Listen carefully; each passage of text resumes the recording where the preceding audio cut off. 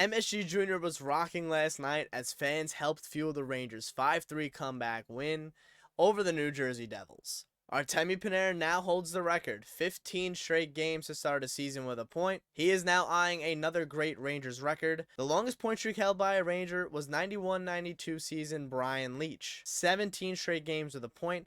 Panarin has a chance to break that record this week. The fourth line was also a huge factor in tonight's game. 2 goals from Jimmy Vesey, including the game winner with 2:49 left in regulation. Igor Shesterkin stands tall when needed in his first game back from injury, and the Rangers improved to 12-2-1. Let's rewind to the first practice day of this week, Wednesday. Lindgren gets the good to go. He skates in a full contact jersey along with Igor Shesterkin as well, full participant in practice. Filipino no practice. Their second practice that week was the Friday the 17th. Same exact thing. No update on Filipino. There wasn't an official starting goaltender at that point. Jonathan Quick was actually the first goaltender off of the ice on Friday's practice. 11:18 game day. We get the indication that Igor will be starting in net, and Ryan Lindgren is good to go as well. We also get an update on Adam Fox. He has resumed skating. However, things have not improved on the Filipino injury front. Thumbs down. He has now missed his second straight game of eligibility to return into the lineup, which is not a good sign because he hasn't even started skating yet.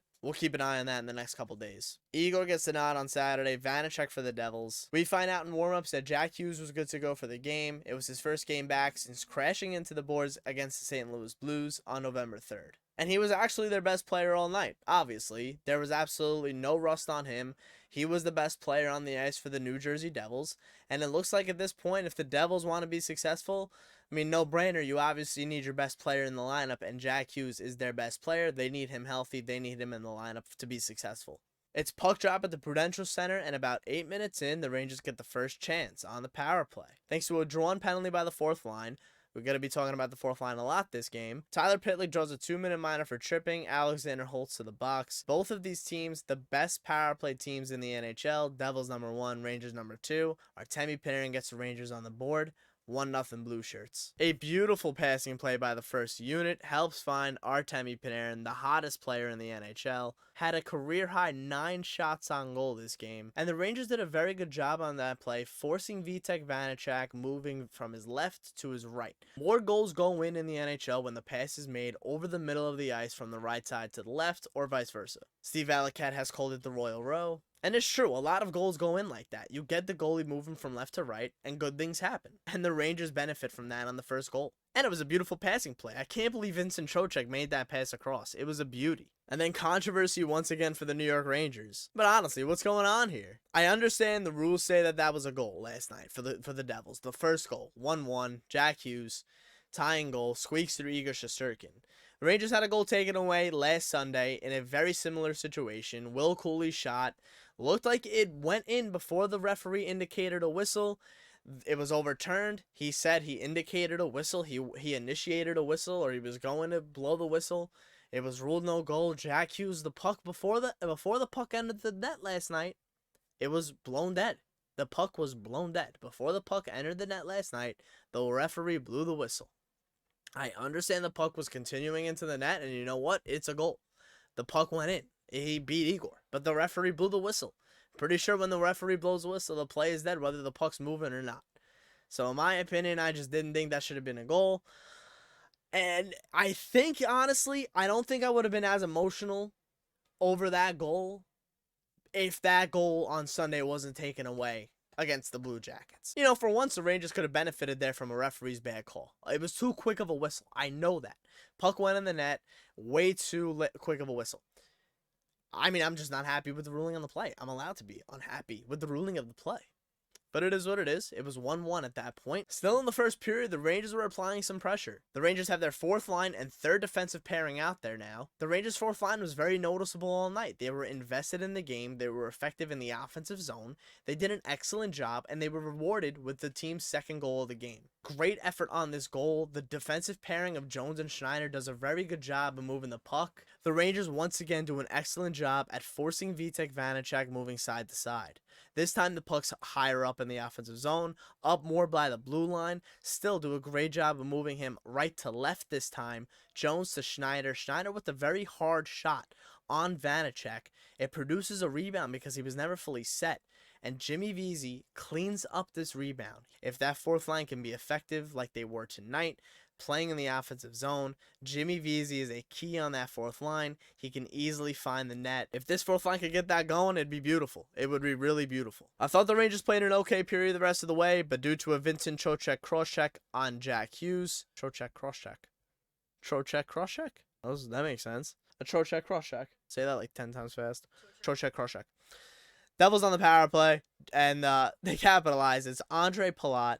It's his first goal of the season. It's 2-2 at the end of the first period. You don't really want to give that goal up if you're the Rangers. Going to close out a period up 2-1. It's Andre Palat's first goal of the season as well. You don't want to get him hot either. Didn't love the goal given up by Igor. I didn't love the first one given up by Igor. Obviously, I thought it shouldn't have been a goal. But that's two now that squeak past through Igor Shesterkin. You can ask any single goaltender in the NHL that if they get a piece of that puck, they think they should have stopped that whole puck. So I'm sure Igor Shesterkin was not happy with either of those goals. I wasn't happy with either of those goals. Second period now, the goaltenders made some big saves for both sides. Panarin was all over the ice. He had a lot of chances, finished the night off with a career-high 9 shots on goal. You can tell he wanted to redeem himself for a little bit for the failed playoff series last year against the Devils. He had a semi-breakaway that Vaneceks stayed with and stopped him on. I thought Vaneceks made some really good saves in the second and third period. Even though the Devils are having goaltending trouble, I don't know. I don't know if Vaneceks the number one guy. As of right now, he's definitely not. But he made some really good saves. I think there's potential for him to be a really good starting goaltender. He's just not there yet. He also made some really good saves on the Rangers' lone power play chance in the second period. Igor made a huge save on a semi-breakaway that Jack Hughes had himself. Beautiful save by Igor Shesterkin. It seemed like as every minute went on, and Peter Laviolette said this post-game, Igor Shesterkin got more comfortable. He looked a little bit better. I agree with that as well. It seemed like as the game went on, Igor Shesterkin was looking a lot more comfortable, made a lot more saves. And I'm not worried about Igor Shesterkin. I'll tell you right now. He made a few really big game-saving saves in the second and third period, and I loved his game. Talking about now the third period, early in the third, the Devils containing the puck in the offensive zone. Jack Hughes takes it to the net after a really good point feed from Dougie Hamilton to down low on Jack Hughes. That's the kind of pass I don't really want to see go through a lot.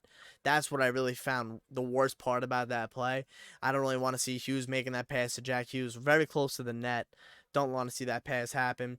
But Jack Hughes loses the puck, and I knew the second he lost that puck, it was somehow ending up in the back of the net. I even said that on the reaction video. Erik Haula buries it on the backhand. Don't know how this puck went in either. It somehow finds its way through Igor Shesterkin. And up to this point, I have not mentioned Chris Kreider or Mika Zibanejad at all, right? They were invisible this game 5-on-5. They didn't generate nearly enough offense for me, and they weren't noticeable in the offensive zone. Now, just a minute after the Haula goal, the Rangers' fourth line has a bad moment and are bailed out by Igor Shesterkin, a game-saving save on Tyler Toffoli. Like I said, not worried at all about Igor Shesterkin, at all. The Rangers tie the game up with about 9 minutes left to go in the third.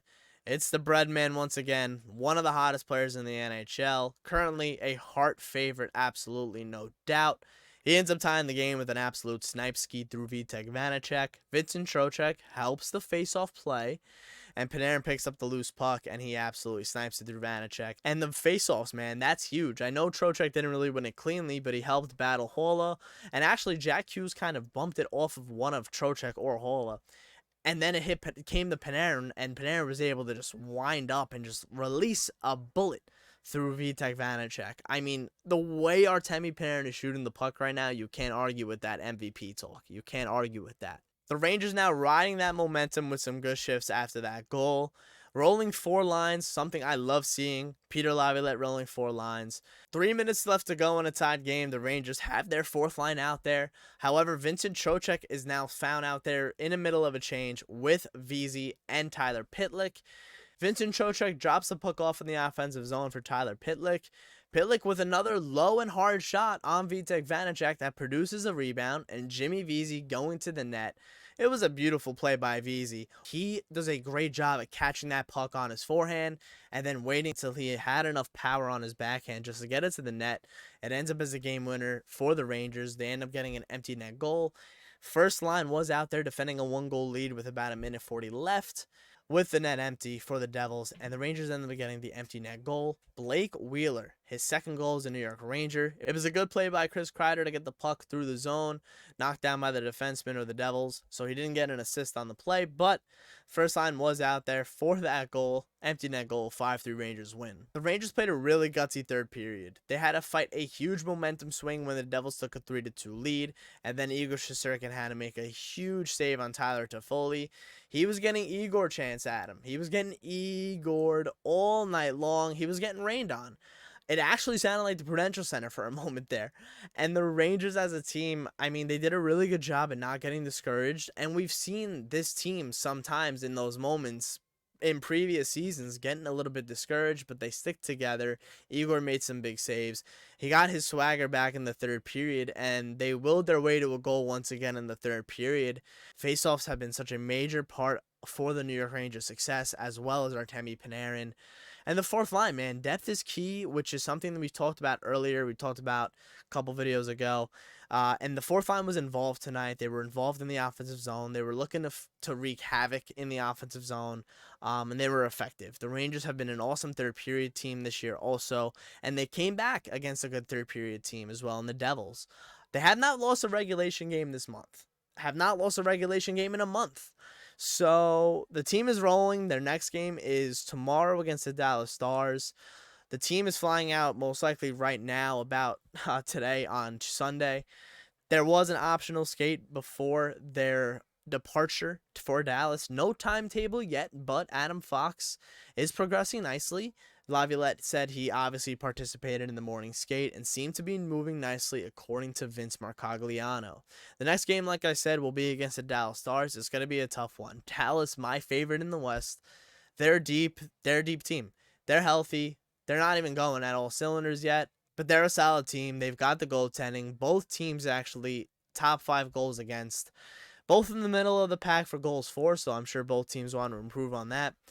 But the New York Rangers get the job done over the New Jersey Devils. A 5-3 comeback win. I appreciate every single one of you guys for watching. Please leave a like if you did enjoy, and I'll see you guys later.